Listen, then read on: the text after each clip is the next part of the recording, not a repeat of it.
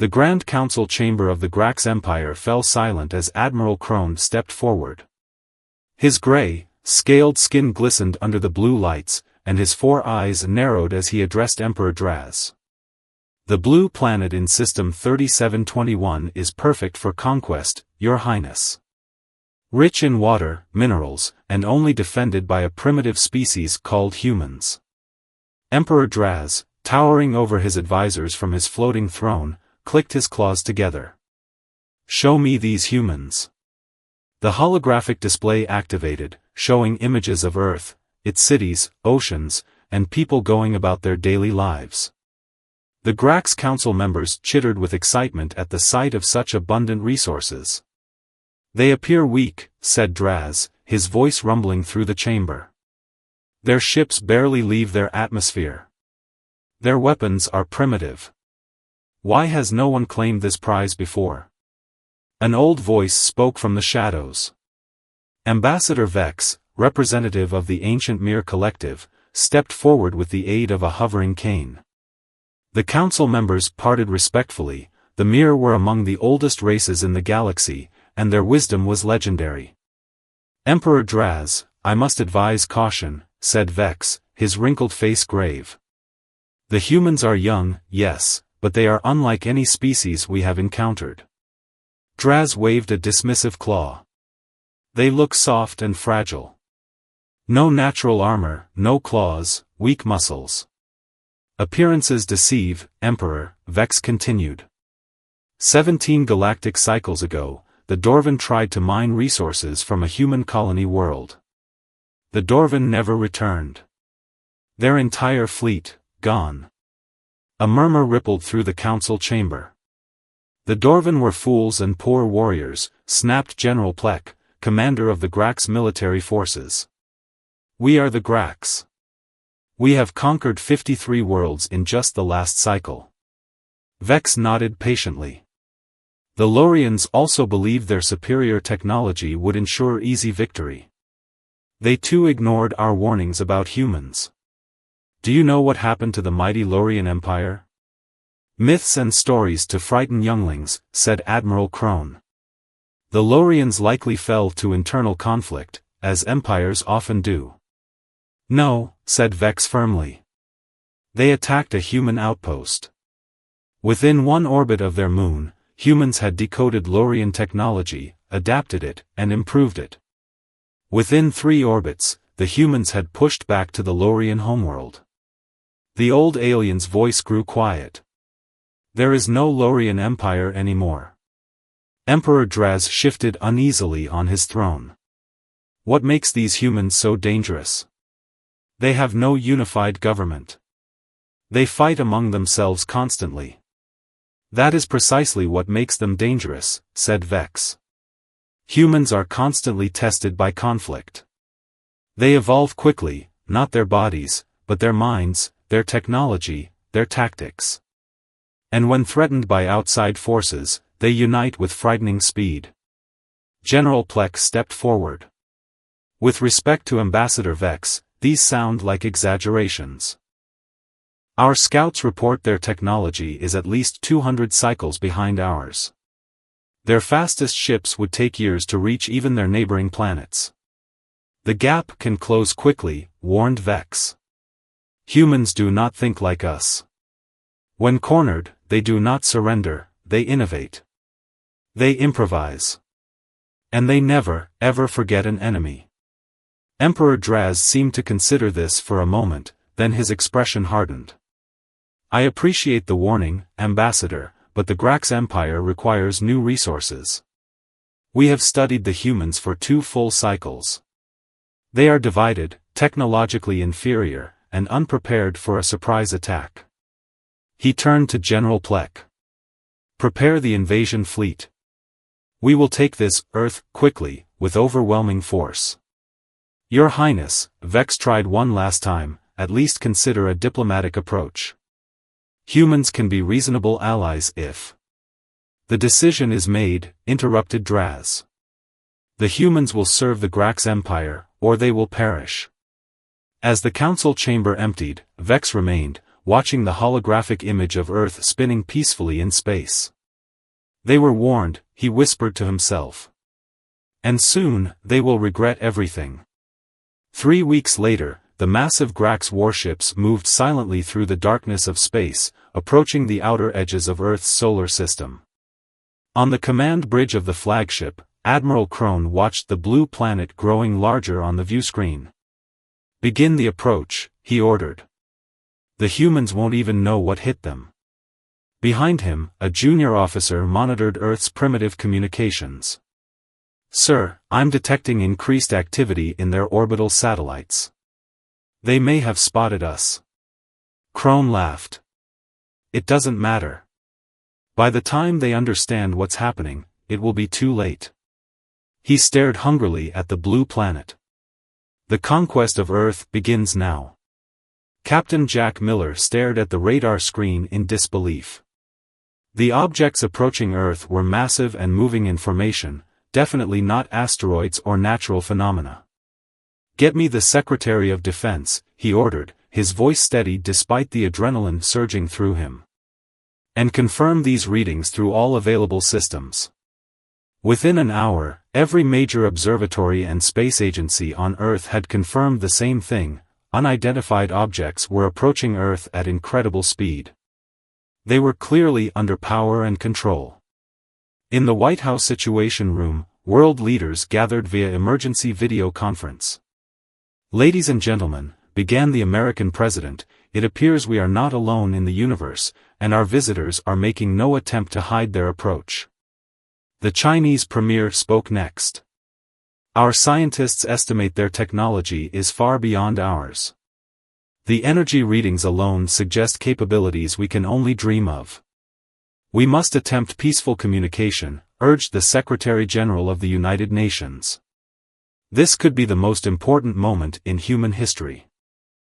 As Earth's leaders debated, aboard the Grax flagship, Admiral Crone observed the increased activity with amusement. "They've spotted us," he reported to Emperor Draz via holographic communication. "Their primitive detection systems finally noticed our approach."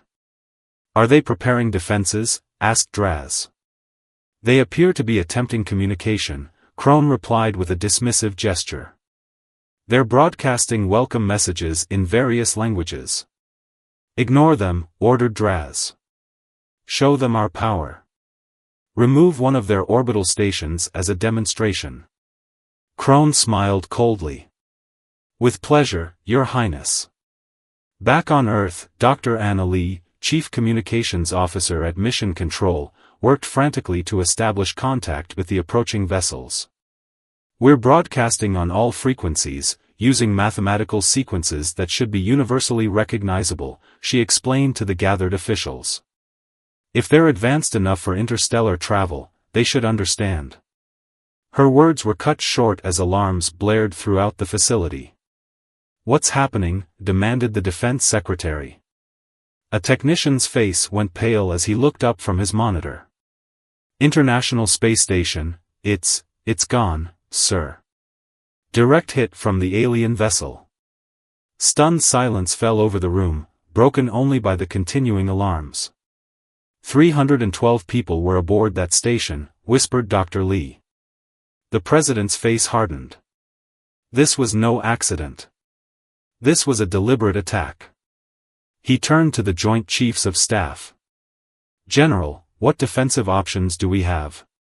"Limited, sir," admitted the general. "Our most advanced weapons were never designed for space combat against this level of technology." On screens worldwide, footage of the space station's destruction played in a horrifying loop. Panic spread across the globe as the reality became clear: Earth was under attack. Admiral Crone's voice boomed through every communication device on the planet, a result of the Grax's advanced broadcasting technology. "People of Earth, I am Admiral Crone of the Grax Empire. Your planet now belongs to us. Surrender immediately and submit to Grax rule, or face complete destruction. You have 24 Earth hours to comply." In military bases around the world, pilots scrambled to fighters, soldiers prepared for the unknown, and scientists worked desperately to understand the alien technology from the debris of the destroyed space station. "They think we'll just roll over and die," said Captain Miller as he climbed into his experimental spacecraft, designed for the now-cancelled Mars mission. "Let's show these Graks what humans do when backed into a corner." As Earth's hastily assembled defense force prepared to launch, Admiral Crone watched with contempt. "Such primitive vessels," he remarked to his second-in-command. "This will be over quickly." He had no idea how wrong he was. Admiral Crone's smug expression vanished as alarms blared across his command bridge. The small fleet of human vessels, despite their primitive appearance, had somehow bypassed the Graks' shields and damaged one of their escort ships. "Impossible," he snarled, slamming his clawed fist onto the control panel. "How did they adapt so quickly?" Captain Miller led the human counterattack, his voice calm over the radio as he directed the makeshift squadron. "Target their communication arrays. The scanning shows they're vulnerable at the junction points." The Graks warriors, trained for battles against technologically equal opponents, found themselves confused by human tactics. The Earth vessels didn't follow predictable attack patterns. Some sacrificed themselves to allow others to strike critical systems. Back on Earth, Dr. Lee worked frantically with a team of engineers examining a piece of Graks technology recovered from the debris. "Their systems use a completely different logic architecture," she explained to the military leaders watching anxiously. "But there's something familiar about the base code. It's like they never had to protect against hacking attempts." A young programmer looked up from his computer. "I think I found a backdoor into their communication system." In space, the battle continued. The Graks had expected an easy victory, but after 6 hours of fighting, they had lost 3 ships while the humans kept coming in waves, learning and adapting with each engagement. In his secure bunker, the president received updates from the front lines. "We can't win through force alone," he acknowledged, "but we don't need to. We just need to hold them off long enough for our scientists to level the playing field." Admiral Crone, his confidence shaken, sent an urgent message to Emperor Draz. "The humans are, not as we expected. Request immediate reinforcements." The Emperor's response was cold. "Failure is not acceptable, Admiral. Complete your mission." As night fell across Earth, resistance groups formed in every country. Farmers converted tractors into makeshift carriers. Computer experts launched cyber attacks. Factory workers began mass-producing experimental weapons based on the alien technology. Admiral Crone watched in growing horror as his invasion force faltered against the unexpected human response. "What kind of species are they?" he whispered. 2 weeks into the invasion, Admiral Crone paced the bridge of his flagship, his 4 eyes darting nervously between status displays. 7 major Graks vessels had been destroyed, and Earth still stood defiant. "Report from the ground forces," a communications officer called out. "Humans are using their own vehicles as weapons. They're strapping explosives to them and driving directly into our bases." Crone growled in frustration. "Why don't they surrender? Don't they understand they can't win?" On Earth, the global resistance had transformed society overnight. Former enemies now shared intelligence and resources. Scientists worked around the clock, studying and adapting alien technology. In a hidden underground lab, Dr. Lee held up a small device triumphantly. "It works. We've successfully replicated their shield technology." Captain Miller, his face scarred from a recent battle, nodded. "How soon can we deploy it?" "Mass production begins today," she replied. "But that's not all." She gestured to a screen showing Graks' ship movements. "Remember that backdoor we found? We can now intercept and decode their communications." Across the planet, humans demonstrated remarkable ingenuity. College students reprogrammed gaming consoles to crack Graks' encryption. Mechanics retrofitted civilian aircraft with salvaged alien weapons. Farmers hid resistance fighters and supplies under false crop fields that confused Grax scanners. The president addressed a secret gathering of military leaders. Today we launch Operation Thunderstrike. While they're expecting attacks from our remaining military bases, we'll strike from civilian zones they've already classified as pacified. In orbit, Admiral Crone was suddenly alerted to simultaneous attacks across the globe. His tactical display became a chaos of red warning indicators.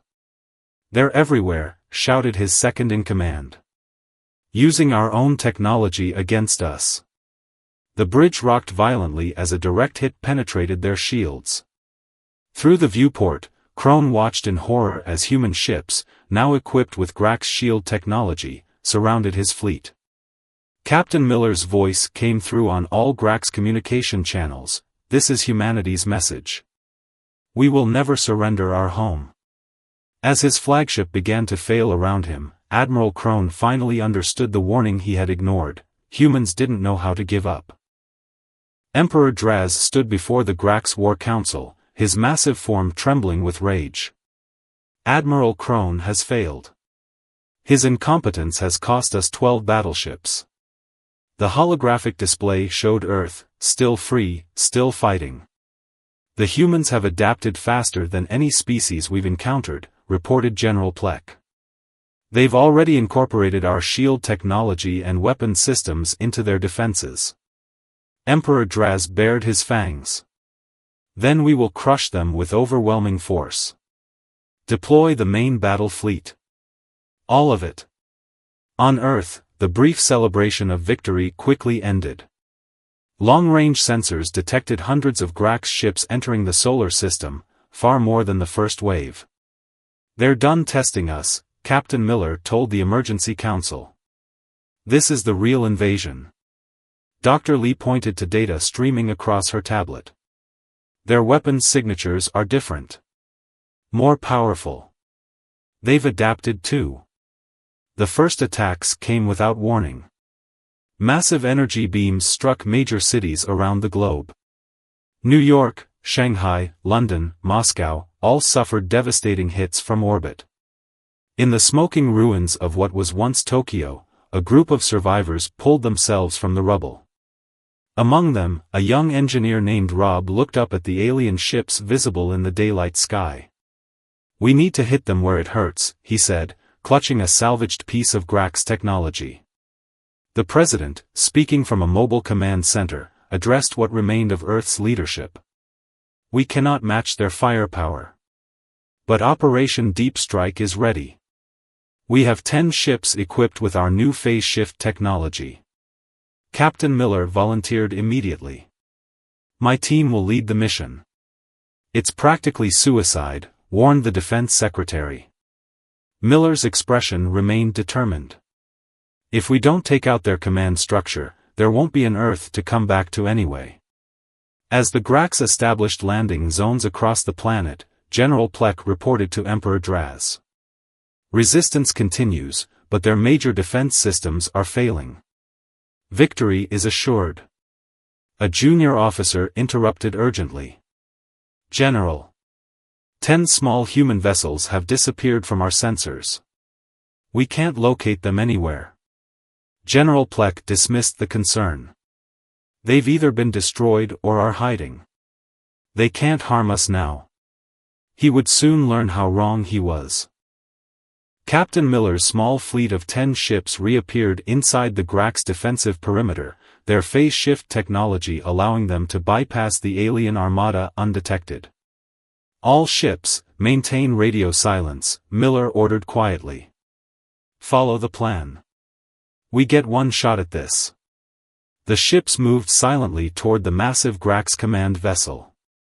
Earth's best pilots guided their crafts, each carrying a payload developed by Dr. Lee, a virus that could disable Grax systems combined with explosives enhanced with salvaged alien technology. Aboard the Grax command ship, Emperor Draz surveyed holographic displays of Earth's conquered territories. "The humans fight fiercely, but they are falling as expected. General Plek nodded in agreement. They have heart, but it won't save them. Our forces are reporting. He stopped mid-sentence, staring at a proximity alert. Impossible. Human vessels. They're already inside our defense grid. The Emperor roared in anger. Destroy them immediately. But the human ships were moving too fast, diving toward specific points on the massive command vessel, points identified as weak spots through weeks of analyzing Grax technology. On Earth, Dr. Lee watched through a patched-together communication link, her hands clenched in prayer. "Come on, Jack," she whispered. Miller's voice crackled over the emergency channel, "Package delivered. Triggering detonation in 3, 2. Multiple explosions ripped through the Grax command ship. Unlike conventional bombs, these were designed to create cascading failures in Grax systems. The virus spread through their network, turning the aliens' own technology against them. Emperor Draz stumbled as his ship lurched violently. "What's happening?" "Our systems are failing," reported a panicked officer. "The humans have infected our network with some kind of code. It's spreading to all connected ships." Throughout the Grax fleet, chaos erupted. Ship after ship lost power, weapon systems failed, and communication collapsed. From his damaged but still functional ship, Captain Miller broadcast to Earth, "Command vessel critically damaged. The virus is working." Back on Earth, resistance fighters seized the moment, launching coordinated attacks against disoriented Grax ground forces. General Plek stared in disbelief as the mighty Grax fleet began to fall into disarray. "How?" he demanded. "How did they do this?" Emperor Draz had no answer as his empire crumbled around him. 3 months after Operation Deep Strike, the last Grax warships fled Earth's solar system, pursued by a hastily assembled human fleet using salvaged and reverse-engineered alien technology.